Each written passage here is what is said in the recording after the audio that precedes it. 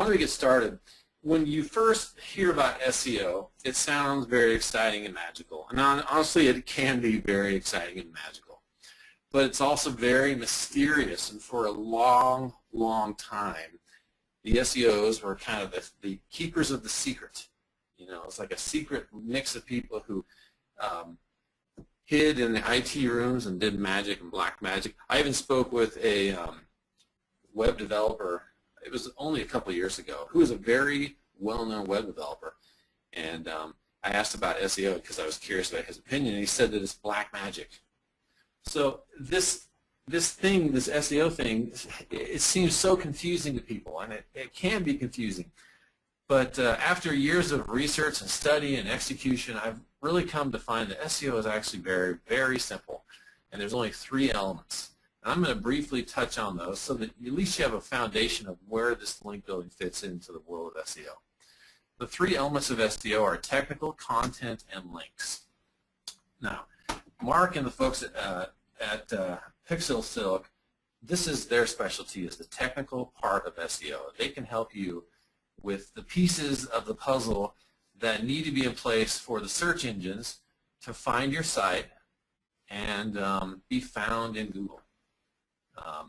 Because if you let's say you want to rank a page in Google, and it's, you know, you're selling microphones, and your page is all about microphones, and you worked really hard to get a beautiful picture. You paid a professional photographer to do a picture of your microphones, and you feel like you can get some traffic and sales if you get found on Google, which is the case, but you're not getting any traffic from Google, and you can't find yourself in there. Well, if you take the URL of the page you're trying to rank, let's say it's microphones.com/goodmicrophones, and you paste that URL into the browser in Google, if your page doesn't come up, then you got some technical problems. That's the first kind of hurdle in technical SEO. Of course, there's lots of others, but another technical hurdle that's it's pretty common is that your page loads slowly, like it has a huge image in there, maybe like a 2 megabyte image that takes a few seconds to load, or other technical issues, which there's a lot of them. But this is the first pillar or the first piece of SEO. Without your site being able to be found by the search engines and loading quickly and having the right URL structure and all those topics, which can be adjusted with a good quality CMS like Pixelsilk easily, you'll never get past getting your rankings. So this is a hurdle. The second part of SEO is content. Content in this sense mainly means words, textual content. So if you have a page that you're trying to sell microphones and there's a picture of one microphone and a price on that page, when the search engine crawls that page, it has really no idea what you're trying to do, because it just, sees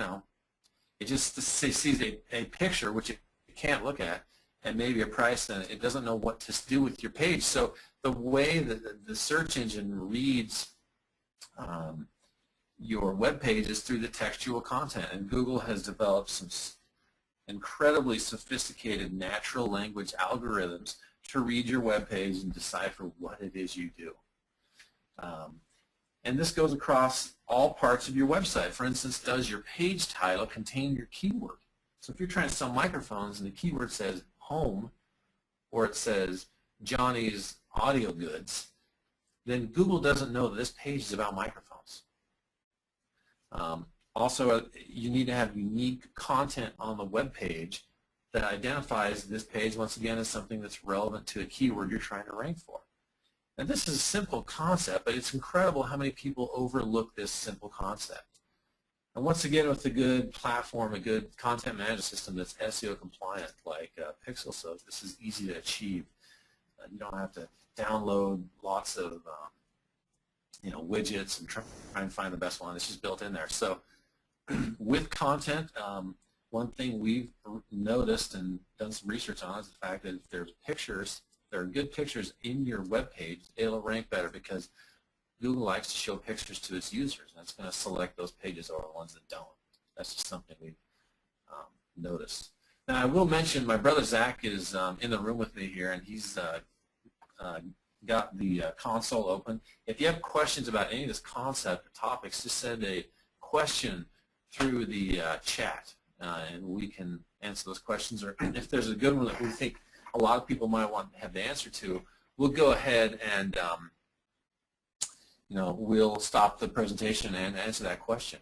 Also, any questions that you ask that we don't get to or Zach doesn't answer, we'll make sure you get an email back to answer your question. So we know that SEO is simple. You have links and you have content. I mean you have technical elements laid out and you have the content. The final step for having your page rank in Google are inbound links. In 1996, two fellows at Stanford University changed the way we search information. Sergey Brin and Larry Page were the founders of Google, and they came up with a concept that said in order to rank web pages in a search engine, we are going to use links pointing to pages. So what that means is that a page that is on the web, if it's getting links, if someone's linking to your page about microphones, that means that people are in essence saying this page has value. I'm voting for this page as something that I recommend to others. And the concept came from the world of academia, where getting citations and dissertations from you write a dissertation and someone cites it is very attractive, and it gives you validity.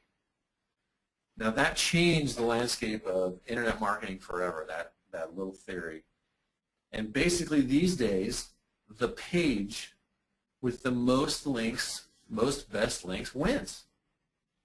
So if let's say you and five other people are trying to sell microphones online, and they all have web pages online, and you all have the title microphones, and you have nice written content written by a human being, and it looks good, the picture's there. The one who's going to rank highest is the one with the most best links. It's not the most links by numbers, and it's not necessarily the best links, but it's the most best links. That's a little confusing, but if you can work with me here a little bit, I'll explain the rest of that. Another thing to remember, if you're in the area of just learning about what SEO is, and what link building is, and how it all works, you need to remember that Google ranks web pages. They don't rank websites. So if your website, which sells, audio goods, and one of the pages is about microphones, the page about microphones is going to rank in Google, not the website, not the home page. And Google doesn't look at a website and say, hey, go to this website to find this product or find this answer to your question. It points to an individual page. Now this has very important ramifications as you start to do link building and do all that. But from a basic level, a backlink is a link on a page that links to your web page. So let's say you have a great page once again about microphones, and the singer says, I've used these microphones on his blog, and he links to your page saying, like this microphone sold at this store. That's a high quality, valid link going to your web page that the search engines use to rank. They'll take that into account, the fact that it's a singer and it's on a blog and it's a good link. So I hope this made sense to you. It's a pretty simple concept. So then, whenever I talk to people in marketing, they ask me, well, how does link building fit into my marketing strategy? I mean, I'm trying to get leads, and I'm trying to make sales for my product. How does link building help me do that? Well, if you look at all the ways to market your products online and all the online marketing channels, you have display advertising, you have email marketing, pay-per-click, you have social media, and Facebook, Twitter, and blogging. And then you have SEO, and SEO is the channel to market, which is to get organic search traffic from search engines. And I think we all understand that. But the way link building fits into that is it basically electrifies your SEO. It's the juice. It's the power that drives SEO. So if you have your page and you want to rank and get sales for a certain microphone, then you'll need to get your technical elements on that page settled. and then get some original content, and you are eligible to rank in Google. And you can do this. We do it all day, every day. So, when it comes to the SEO way to market or getting clients through the organic search engines, that's how link building fits in. Now we're going to talk about, these are basically terms that are used in the industry all the time that have specific meanings that are not, they're not necessarily intuitive. Someone has to explain them to you. And they comprise the anatomy of a link. Because not all links are created equal. Years ago, they were pretty much created equal. A link on a site was a link on a site for Google. I'm talking like 10, 12 years ago. These days, Google uses very sophisticated algorithms to decipher links and to put value on those links. But we'll talk about that in a few minutes. Right now, we're going to talk about what to look for in a link pointing to your site. The most important term really to know is anchor text. Anchor text is the term that describes the word that you click on. So the word that you click on is the anchor text. So in the examples, I have two sentences here. The word pen is the anchor text. In the second sentence, in this example, it's the word click here is the anchor text. So anchor text is both the word and the link. So these blue words, which is kind of like the internet symbol for a clickable word, that is anchor text. Next topic. Now you can link any web page on the web to anchor text. So let's say you're trying to sell these microphones, or in this case it's pens. If you're trying to sell a pen, you can have the word pen go to any link that you want, or any web page that you want. You can have it go to, I have 3 URLs. You can go to promotionalitems.com/pro-items/pens. You can go to promotionalitems/pens or promotionalitems.com. So there's a lot of flexibility with anchor text. And of course, you can write any word you want to link to these web pages. Now, this may seem a little bit pedantic, but it has a very important impact in today's link building world. And in fact, really link building is, the currency is anchor text and location of link. We'll get to that here in a moment too. Anchor text is critical. It's very important to pay attention to anchor text because Google uses that as a metric to rank web pages. So if you have let's say you're trying to sell microphones and you have, you find 50 different people that agree to give you a link to your microphone page. And they say, what do you want the link to say? What do you want the anchor text to be? In the past, with SEO, it was tempting to say the word microphone. They just say microphone over and over and over. But the fact is, doing that these days is dangerous for your rankings. And the reason for that is Google can spot people who are doing that, and they assign that as a spammer or an over-optimizer. So you need to be natural about what you use for anchor text. Now this is a big topic, and one of the bigger topics within the link building community. But you have to be aware of anchor text, what it is, and what not to do. And we'll talk about that also more. The next next term I want to talk about is the term nofollow. Now, nofollow was set up originally by Google engineers to allow, basically to allow bloggers who were getting lots and lots of blog comments, blog spam essentially, to say, I don't take credit for this link, I don't want any link juice or any value to pass through this link from my site, but I don't mind having this link on my site as a resource. And it's a little complicated, but basically, years ago, a good way to build links and get rankings was to comment on blogs. You could go out and get 10 comments in an hour on good quality blogs. You could write a really nice, insightful blog comment on a hospital blog or on a college blog and get a great link back to your site. But Google spotted that really quickly, and they assigned this attribute to a link so that the link juice and the value of that link would be diminished.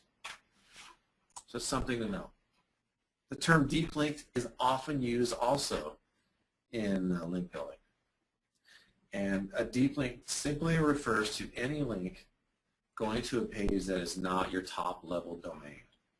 So if my website is domain.com, that's the top level domain. This is a deep link, where it's a page within the site.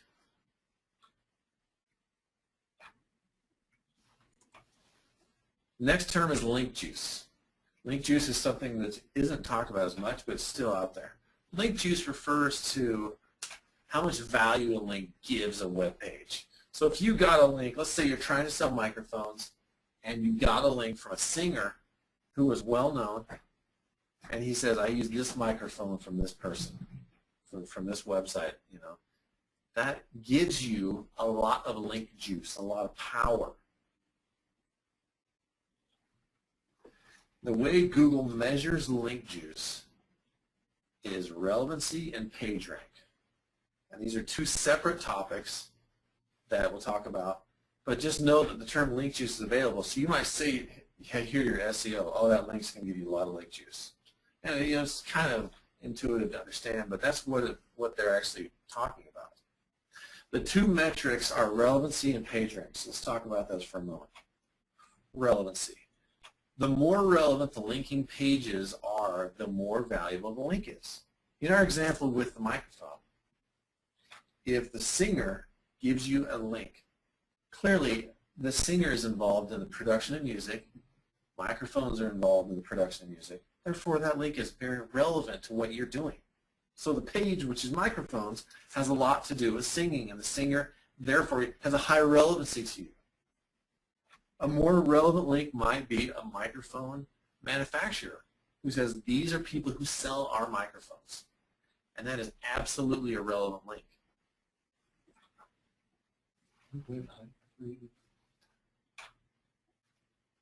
Now, as an example of an irrelevant link, let's say you have a cat site, and it's linking to a cat food site. That's a relevant link. Well, what if you have a site that talks about mattresses and sleeping, linking to a cat food site? That is not relevant. I think you understand the concept here. But this is a very important metric for Google. It's getting more important every day. Years ago in SEO, the most important metric was PageRank. PageRank was an arbitrary system that Google invented years ago. And in the PageRank system, a page that has a PageRank of 1 is low value, low authority. And 10 is high. You know, pages like Facebook.com, Google, eBay, those are all rated as 10. But the higher the PageRank, the better. And that was still the case. But it's becoming less and less important, because what was happening is people were getting links for cat food site on brain surgery forums. Or they're getting links, they were just pursuing this element of PageRank. And there was a whole industry created around PageRank. You could go on to SEO forums and find people selling links on PageRank 7 pages. And you'd get a link to anything you wanted on their page. And that was very popular and very prolific back in the day. And Google found it out, and they knew about it. So Google is putting less and less importance on the actual PageRank and more important on relevancy, because they don't want people to game their search engine. They don't want people to spam their way to the top, essentially. And it's much more difficult to get a link on a relevant page than it is a high PageRank page. So those are the two metrics that Google uses to determine link juice. Now, at Page One Power, we are a relevancy-first link building firm, which means we pursue relevance first and PageRank second. We think that's ultimately going to be the best way to build links, and I don't see that changing. There's no reason it would. The next thing to talk about, the next term or concept, is the location of a link.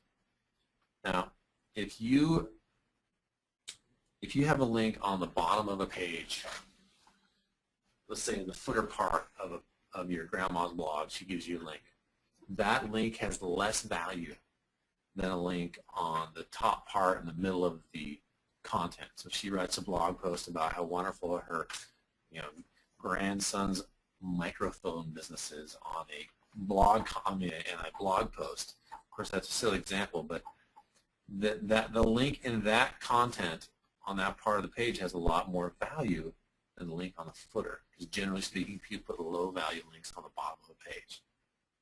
And after lots of debating and arguing with lots of our link builders here at Page on Power, we all came up with a rule of thumb. Generally, the higher and more central on the page, the more links used the link has. Not every time, but generally speaking. So the more link juice comes from the location of a link. It also comes from the anchor text, and it comes from the page rank and from the relevancy.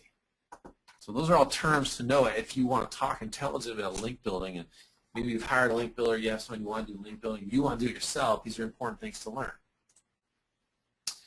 Now we're going to discuss what not to do in link building. We know what it is, why it's useful, and basically the basic elements. When you start to do link building, you're going to run into the individuals who would like to sell you 1,000 backlinks for $15. Do not do that. That's very, very hazardous for your rankings future. Do not use the same anchor text over and over and over. So if you find, like I said, 250 people to give you a link to your microphone page, don't say the word microphone in every single link. You want to vary that anchor text as much as possible. You can use terms like great microphones, good microphones. You can even use words website, click here, go to this website for microphones, use the whole sentence, but do not use the same anchor text over and over, because that is a very easy way for Google to spot someone who's trying to spam or game their search engines. And people have been burned inadvertently by using anchor text over and over. People who weren't intending to spam, so it's something to pay attention to. As you do link building, do not buy articles written overseas and publish them on spam sites. Do not find people who will publish your blog post for $20 on 25 blogs. You will get nailed for that. And do not expect miracles with link building. SEO takes time. It can take months, and links take time to take effect, to get rankings. Now, what to do or what to expect with link building? Do use a quality writer if you're writing text and content to give to people to give you links. Use a quality writer. It makes a massive difference. Do vary your anchor text. Use a whole variety. Do use relevancy as a guidepost to find sites to get links. And when you think about link building, it basically, if you're out trying to find places to get links to link to you, it breaks down to two activities. First activity is finding target sites to give you links. The second activity is trying to find a way to get that site. So as you do the first part, which is find target sites, use relevancy as a guidepost.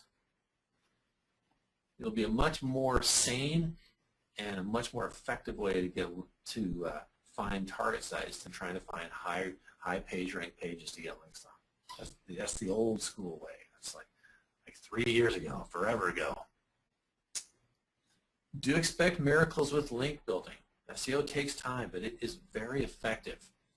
If you want to see how effective it is, search the term link building services. Search this term custom link building. Search the term custom link building company. We rank #1 on lots and lots of very useful and very lucrative keywords because we use these simple concepts. So we've covered pretty much, at this point you know what link building is, you know how it fits into marketing, how it fits into SEO, you know what a link is and what metrics give a link value. Now let's get a little deeper into this and talk about white hat link building philosophies. These 7 philosophies are what we built our entire business on. And we don't own them by any means. We wrote them down probably for the first time in the industry, but these are philosophies that if you absorb and you can use, you can be very effective in your link building. You can see a lot of success. And I'm assuming you're on this call because you want to do link building. You want to find something to do it, but you just don't know exactly what you're trying to do or how to do it. So, first, in a world without Google, this is our #1 principle. If you're going to go out and build links and get rankings for your in SEO, where should you get links? You should get links in places that make sense. You should follow the concept that if Google did not exist and you wanted to sell your microphones, where would you want links to get traffic to your website? Would you go out and put them on exotic Russian directories? Would you hire a company in India to do 5,000 slow submissions to their own directories? No, you would not. That'd be ridiculous, a waste of your time, which it is.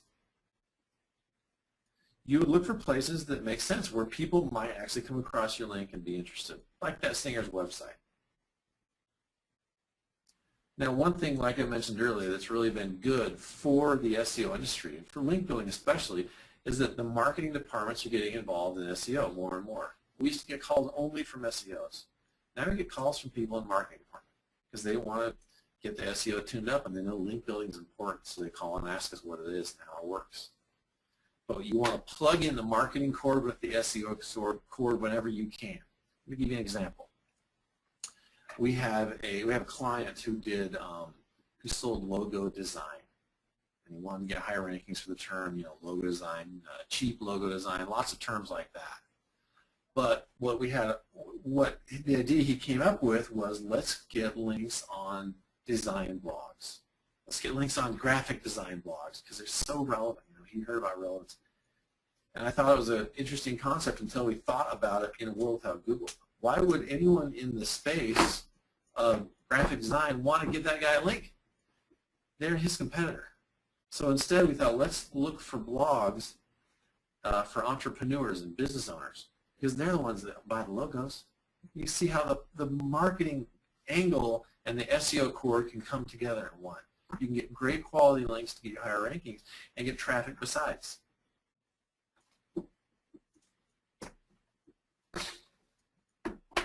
The second concept is that relevancy first.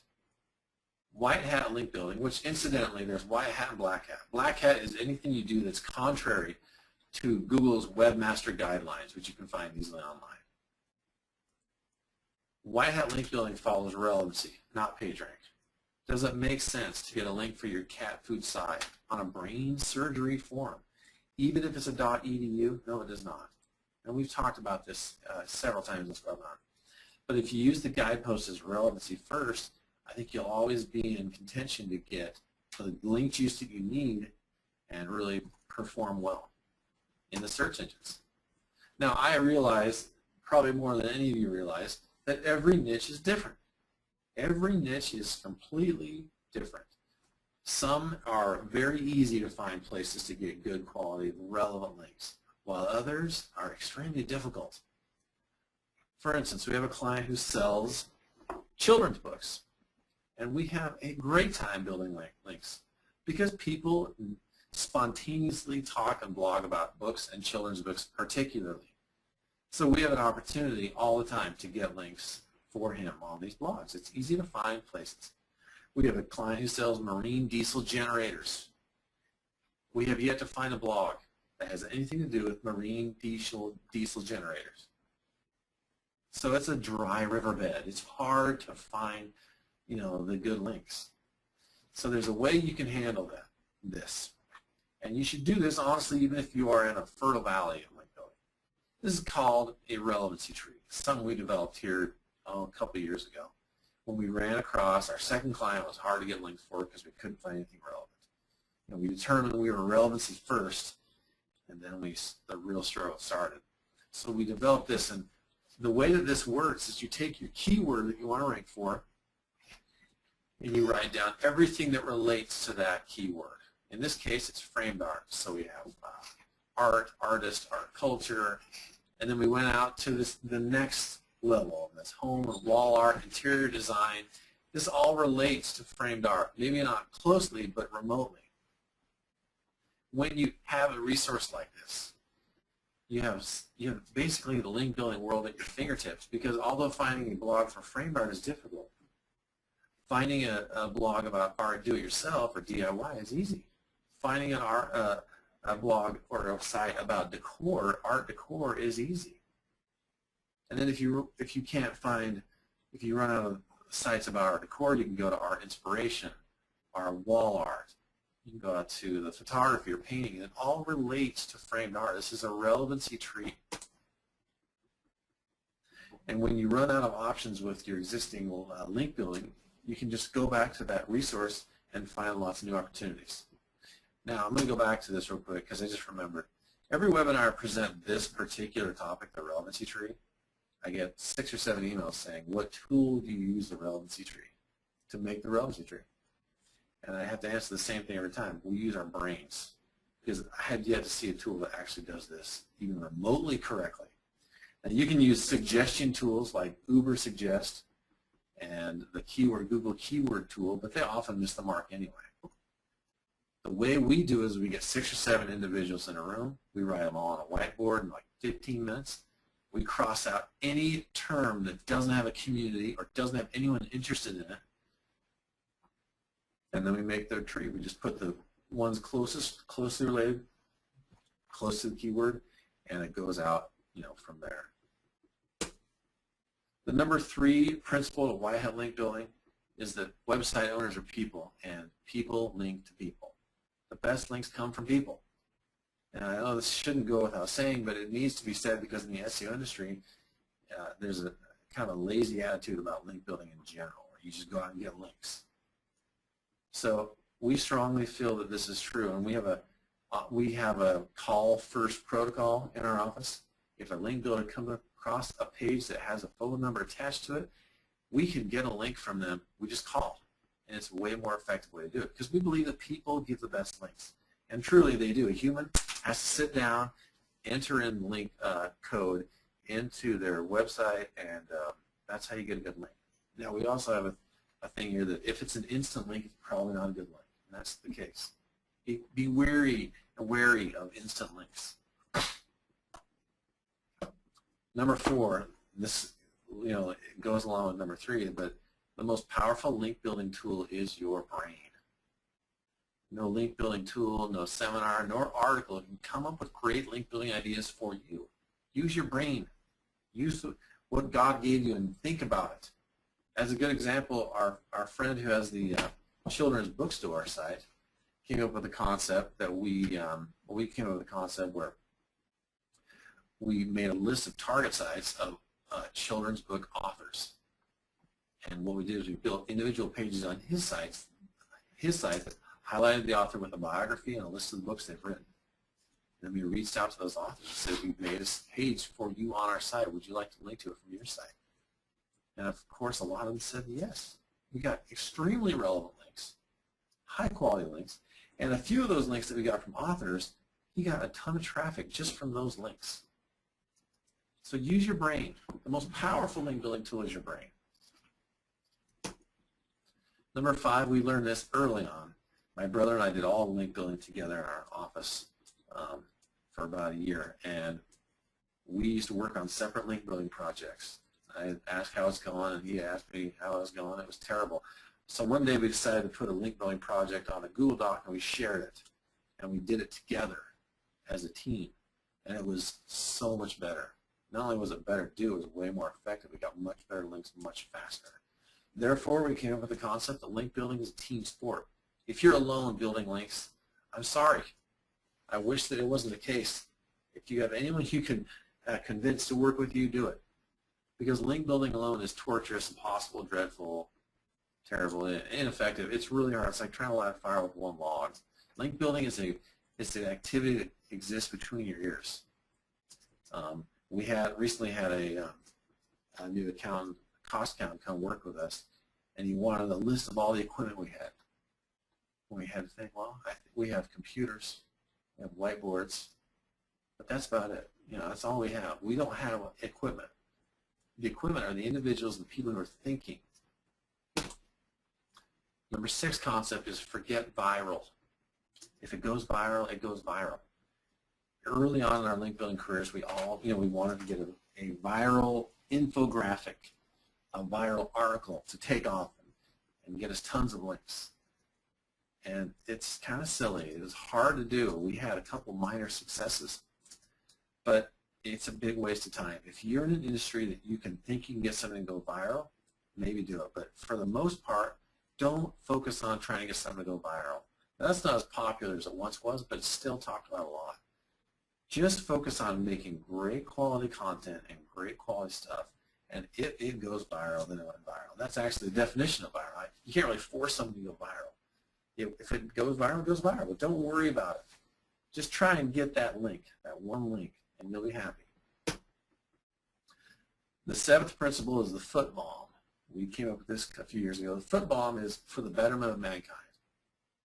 If you're trying to get links to your microphone's page, and all it has is a microphone and a description and a price, there's really nothing offered on that page that's for the betterment of mankind. If your site has nothing to do with anything but selling your microphones, it's going to be hard to build links because people generally don't link to commercial enterprises. But let's say your site had something like the top 10 microphones ever used, and this is a stupid example, but something that was interesting and that bettered mankind, or maybe a history of recordings that kids could use in student their projects at school. For the better mankind also works very well if you're trying to build links with content. If you're trying to get posts on guest posts on blogs, which we don't talk about in this thing, but a lot of people know about. It's hard to send someone a blog post that is all about you and your products. They're not going to publish that. They want something that's going to help their readers and help for the betterment of mankind, because that's what people want to look at. So this is just a simple principle you have to absorb. I want to go back to one thing here. We've got 4 more minutes. I also have a lot of questions. All right, let's do the questions first, because I think those are more. How does social media weigh in on, sorry, hang on, how do I do this? How does social media weigh on backlinking, for example, Twitter? That's a good question, and it's a big topic, but I can answer it very simply. If you're trying to do SEO link building, Twitter is not a part of that, and the reason is Google cannot crawl Twitter and find those links. So for a strictly SEO link building project, Twitter does not put an influence on that. Where it does put an influence is if you got let's say you got a blog post published on a blog about something and you got a link on that page. If people tweet about that link, then there's some credit there. There's some value that you can gain from that. So this puts the burden on the person creating the content. If you can create great content, then you can get tweets and likes, and those, and I've not seen proof, but those apparently will get you value.